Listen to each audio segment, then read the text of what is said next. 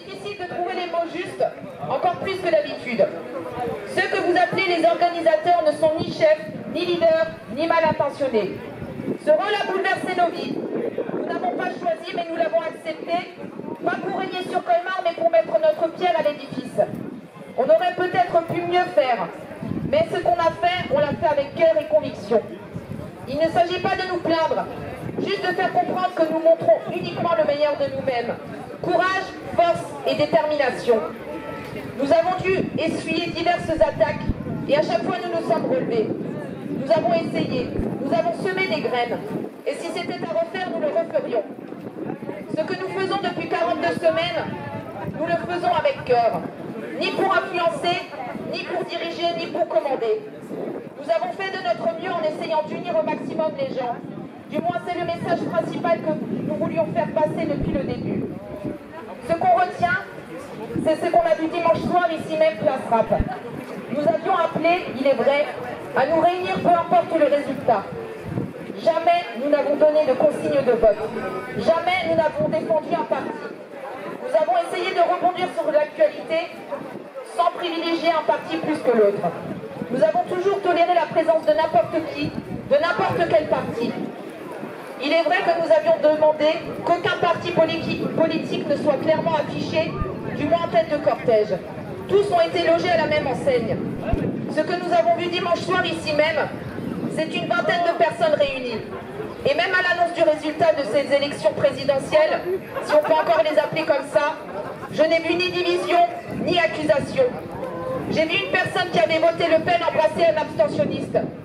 Et c'est cela que je garderai en mémoire, et non pas le déferlement de haine qui a suivi sur les réseaux.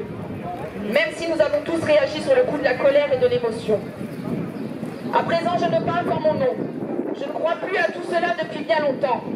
Le système est corrompu, et c'est lui que je combats. Je ne suis pas soignante, je ne suis pas pompier ni bibliothécaire. Alors qu'est-ce que je fais ici depuis 42 semaines? Le pass était une occasion en or, après le mouvement des Gilets jaunes, de se rassembler, d'avoir espoir de faire changer les choses, tous ensemble. Je ne suis pas meilleure que d'autres. C'est l'espoir qui me fait vivre uniquement. Samedi dernier, j'ai fini mon discours en disant que l'espoir est plus puissant que la peur. C'est toujours le cas. Dimanche soir, ils ont tenté d'enterrer notre espoir. Et en vous voyant encore réunis aujourd'hui pour la 40e fois, je n'ai toujours pas perdu mon espoir. Pour ceux qui sont intéressés, sachez que demain, les syndicats proposent un rassemblement devant la maison des syndicats rue Turenne pour parler des législatives. C'est uniquement pour cette raison qu'on vous en parle aujourd'hui, car nous ne sommes pas défenseurs des syndicats ni des partis politiques. Pour ceux qui croient encore à la voie que j'appelle légale, le micro sera libre et vous pourrez en débattre et également vous renseigner pour les élections législatives. Me concernant, et je parle encore une fois seulement en mon nom, je pense sincèrement, et je me suis déjà retenue de le dire, car ce genre de propos peut effrayer.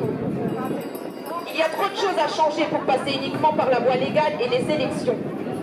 Nous sommes allés trop loin, nous avons tout détruit. C'est notre aveuglement et les choix du gouvernement qui nous ont conduits à notre autodestruction. Ne vous leurrez pas, les élites ne veulent ni votre bien, ni celui de la planète. Tout est manipulé et prévu d'avance. Leurs armes véritables sont la peur, détruire toute forme d'espoir, et bien sûr ce dont ils sont le plus fiers, et la mission qu'ils réussissent à chaque fois, c'est la division des peuples, partout et pour tous. Je sais que je suis utopiste, et quand je dis que je rêve d'un monde meilleur, je suis très sincère. Alors qu'est-ce qu'un monde meilleur pour moi? Il y aurait tellement à dire. Alors je laisse le micro à qui voudra. N'hésitez pas à venir en discuter en fin de manifestation. Un jour viendra où le roi des fous tombera de son trône. De quoi se souviendra-t-on dans 10 ans? Que dirons-nous à nos enfants? Nous aimerions tous laisser une trace sur terre. La mienne sera la graine que j'ai essayé de semer pour que d'autres puissent récolter un monde meilleur. Merci de m'avoir écouté encore une fois.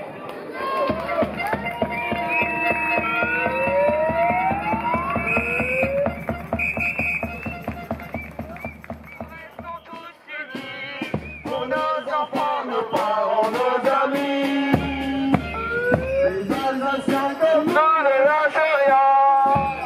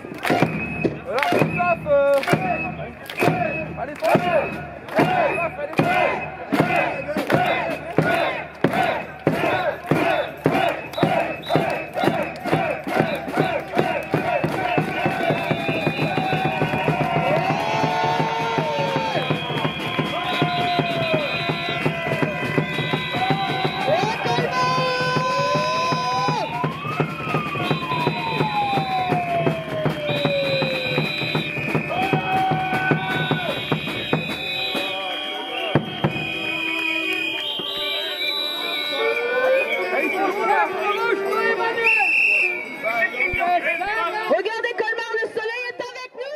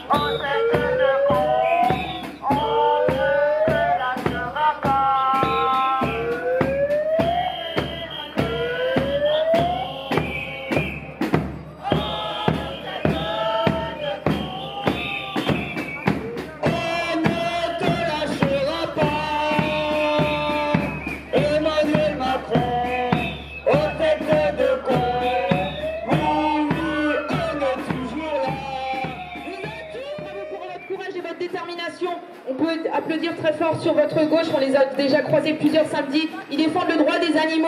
C'est important ce qu'ils font aussi. Un tonnerre d'applaudissements pour eux, s'il vous plaît.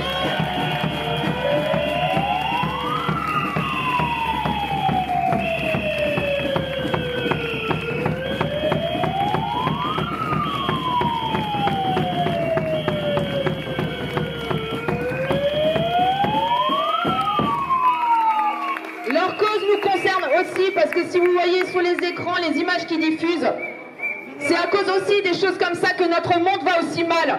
Donc toutes les causes qui sont bonnes pour les humains et aussi pour les animaux devraient être communes et on devrait se battre tous ensemble pour notre liberté, pour nos droits et pour ce genre de choses aussi bien sûr. Merci Colmar en avant!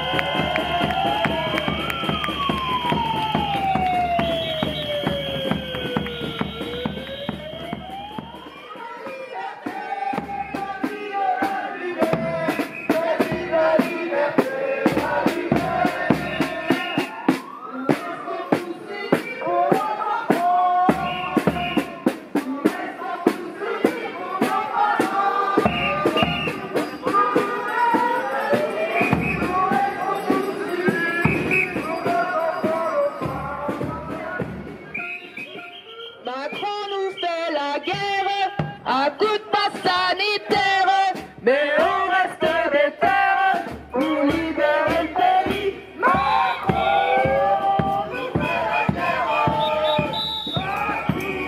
coups de passe sanitaire.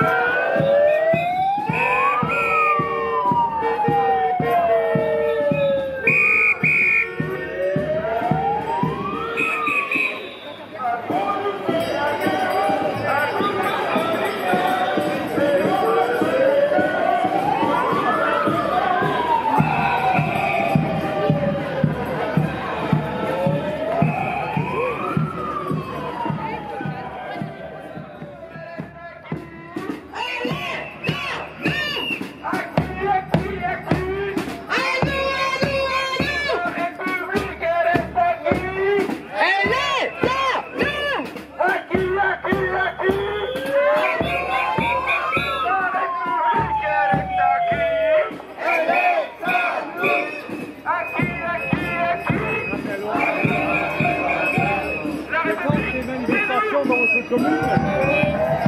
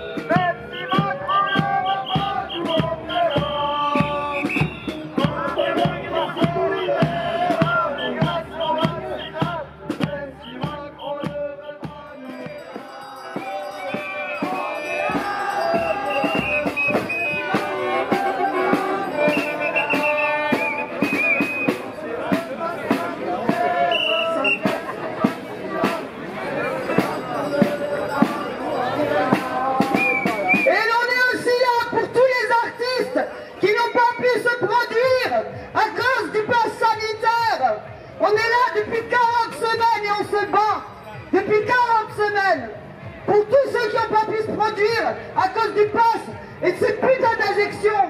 Eh oui, monsieur, vous pouvez aller vous plaindre, on est là depuis 40 semaines.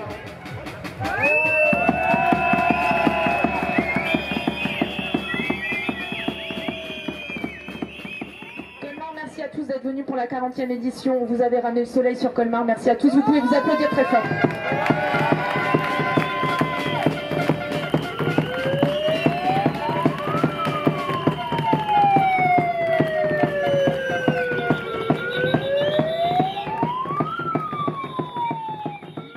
s'est réuni lundi comme depuis 40 semaines pour réfléchir à l'avenir au samedi suivant, etc.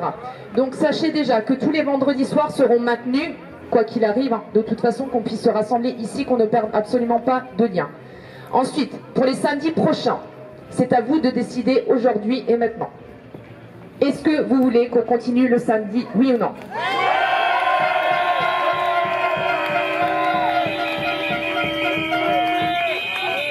C'est pas ma faute à moi.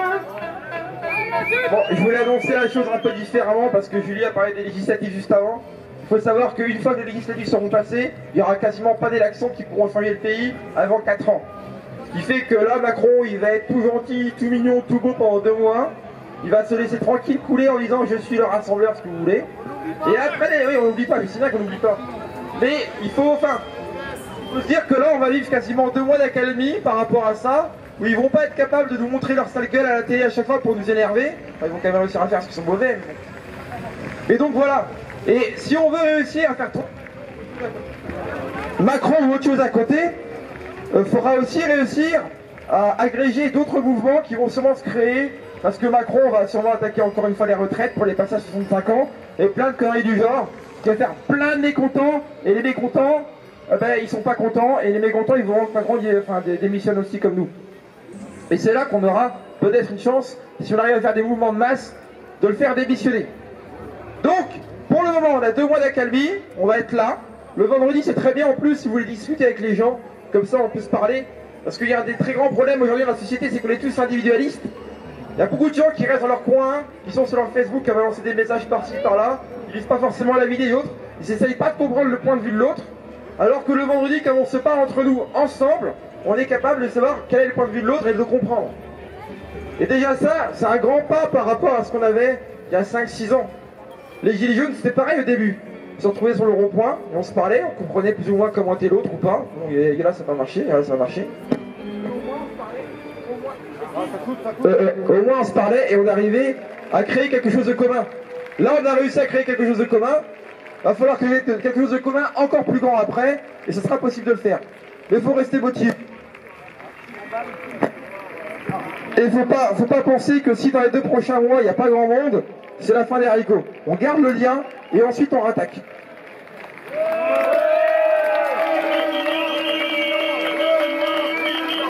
Benoît, président, Benoît. Gabriel Attal, 29 janvier 2022. Dans l'après-Covid, on veut aussi poursuivre la redéfinition de notre contrat social avec des devoirs qui passent avant les droits, du respect de l'autorité aux prestations sociales.